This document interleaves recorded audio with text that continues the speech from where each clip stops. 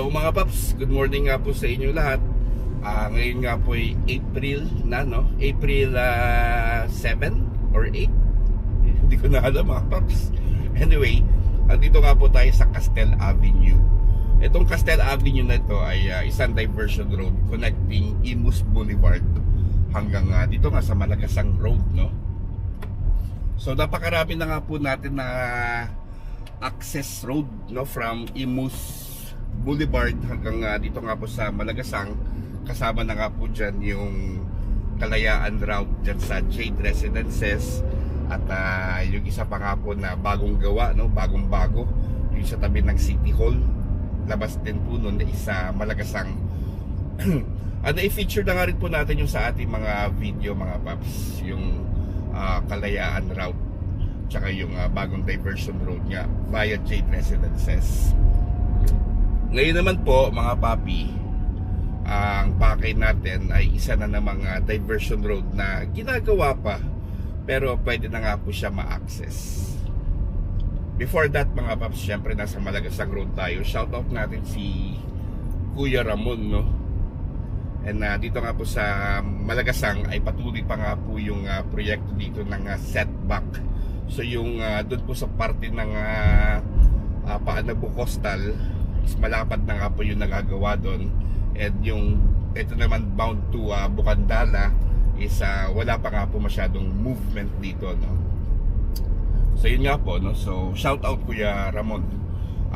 Going back, ito nga pong papakita ko sa inyo ay ang diversion road kung saan yan nga po yung direktang kokonekta sa Patinding Araw hanggang sa Adabu Coastal. So mahaba-haba siya mga paps, roughly sabihin na natin 3 kilometers. And then yung gawaan niya nga po is putol-putol, no? So merong dito sa area na ito ng Patinding Araw, meron din po mga movement na nangyayari dyan naman po sa may side ng Adabu Coastal and in between, no? So parang salubungan nga po yung mga contractor dito para sa diversion road na ito dahil mahaba nga po siya mga paps. And tatawid nga po siya, or actually gigilid siya sa Julian River. So para nga po siyang river drive. So dito po entrada niya mga paps, or entrada niya dito sa Montera Homes, no, kung saan tayo ito, kung saan tayo ngayon. Ito Montera Homes ay part din po ito ng kung tawagin natin ay Kalayaan route. So marami po yan, meron pong 3-lane, merong La Terraza, itong dyan sa may Berita, no, tsaka itong Montera, Jade Residences. So iilan nga lang po yan sa mga Kalayaan route dito sa atin sa Imus. Kumbaga counterpart to ng Friendship route or Solidarity route ng Las Piñas tsaka Bacoor. Dito nga po sa Imus ay kung tawagin natin ay Kalayaan route, kung saan ay dadaan nga po tayo sa mga subdivisions, no? So dito sa Montera Homes, meron po ditong entrance fee na 5 pesos for the whole day na nga po yun mga paps. Convenience fee. Ganun din sa iba, sa 3-lane may 5 piso, dyan sa Plaridel meron din 5 piso, no, for the convenience fee nga po. And syempre meron nga po siyang opening tsaka closing time. Normally nag-open yan mga 6 AM and then nagko-close sabihin natin 8 PM dahil nga ito ay isang private subdivision pa rin. So kailangan pa rin ng or importante pa rin ang privacy ng mga residente. At tayo nakikitaan lang din dito. So dapat magbigay tayo ng kortesiya sa mga residente, no? So yun nga, ito Montera Homes, actually pag dire-diretso mo to, ang labas nito ay Patinding Araw din, no, sa may Sarial.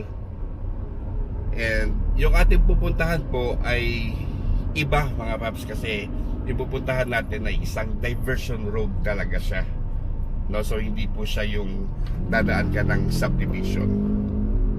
But for now, since hindi pa siya natatapos, ay would suggest na ito yung gamitin nating route para makaiwas tayo sa matinding traffic dyan sa Bukandala Kanto, no? Yung sa may Jollibee. Kasi traffic dyan, especially paglabasan tsaka pasukan ng estudyante. So para tayo makatulong sa pagbabawas ng volume ng sasakyan, maaari pong gamitin na lang natin to.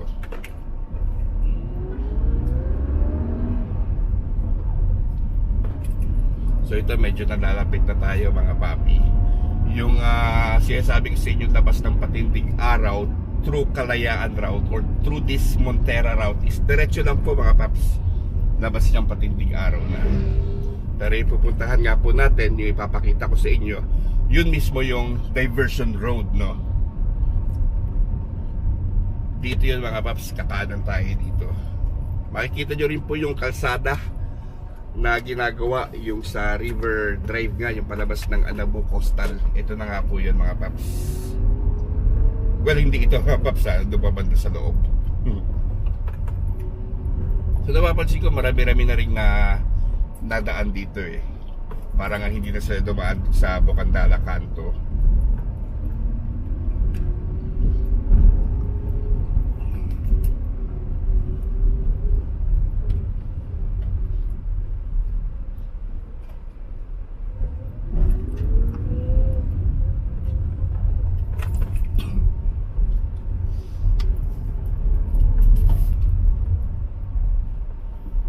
So dito na yan mga paps, yan, yung intersection na yan na yung kalsadang ginagawa. Ngayon ang gagawin natin, pa right side muna tayo.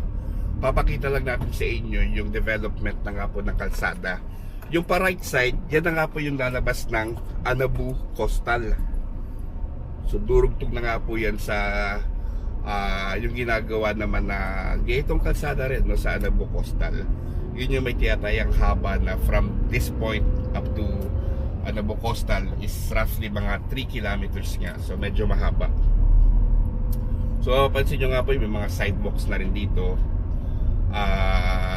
Nasementohan na rin yung kalsada, pero putol pa to mga paps ha. Putol pa po dahil may mga right of way issues pa. Syempre may kinakailangan pang ayusin. Kasabay nga po nito ay pagkaayos din ng itong revetment, no, ng Ilog Hulyan. So hanggang Anabo Coastal po yan, pati yung paglalagay ng riprap. Napakahaba niyan mga paps. Okay, so kita naman po natin na hanggang dito pa lang po yung kalsada na nagagawa. Ayan, so damuhan pa nga po yung sa unahan. Pero dyan po dadaan yan sa gilid nitong ilog. Yan yung mga heavy equipments yan nasa river. Para yan sa revetment project, no? Yung riprap. So ngayon balik na nga po tayo at ipapakita ko na sa inyo yung lalabasan mismo ng diversion road na ito dyan sa may tulay ng Ilog Hulyan sa patinding araw. So again, kung gusto nyo nga pong umiwas dyan sa Bukandala Kanto at kayo papunta ng Malagasang, might as well gamitin na natin itong kalsada na ito para kahit na paano makabawas tayo ng volume ng sasakyan dyan sa Bukandala Kanto. Tulad nga po ng sabi ko mga papsa, hindi pa po ito tapos pero accessible na.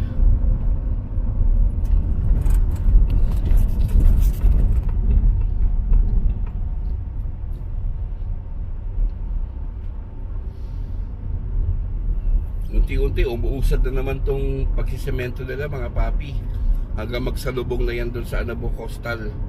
So tsaga-tsaga lang muna tayo, tiis-tiis, para saan pat matatapos din naman to mga paps.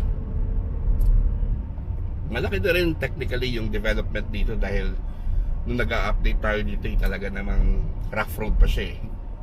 Pero ngayon kita nyo naman po, no, meron na siya mga sidewalks, tsaka sementado na yung bahagi ng kalsada.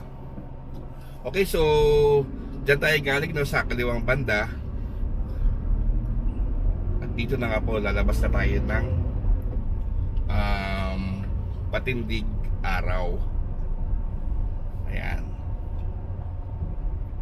Also mga paps, na-post na nga rin po natin sa ating Facebook page to yung mga possible routes pa na mangyayari dito.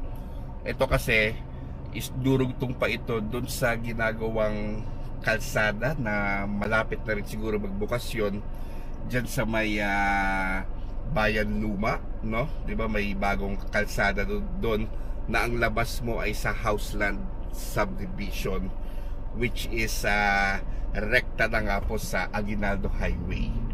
So from that point, magkakaroon pa nga po yun ng panibagong kalsada papunta nga po dito mismo kung saan itong kalsada na ito. And then yun nga, may option ka na from there to go out dun na sa Anabu Coastal na hindi ka nadadaan or babaybay sa kahabaan ng Aguinaldo Highway. But for now, pwede na po natin magamit to, at least for the meantime, na dito lang po sa area na ito ng Patinding Araw, going to Malagasang Road, or dyan nga po sa Montera Homes kung saan tayo pumasok kanina. So maiksi man, pero malaki po ang impact yan mga paps. Malaking impact sa bawas ng volume ng sasakyan, lalo na dyan sa Bukandala Kanto.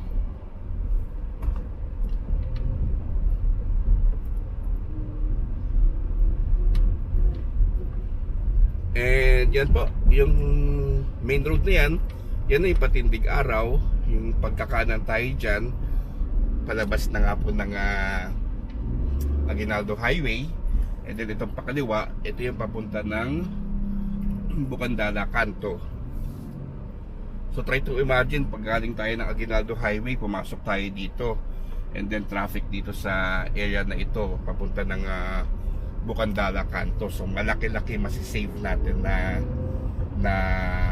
time, no, para makalabas nga po tayo ng Malagasang Road. Kasi pag labasan ng estudyante mga paps, mahaba po ang traffic dito. Well, I guess hanggang dito na nga lang po muna atin mga or yung ating update mga paps. Sana nga po makatulong sa inyo yung kalsada na yan na pwede lang nga pong i-access, no? And tatapusin nga po natin itong ating video hanggang dyan nasa may Jollibee, which is yun yung Bukandala Kanto, yung intersection, yung may iiwasan natin na traffic. So hanggang sa uulitin pa mga paps, maraming salamat po.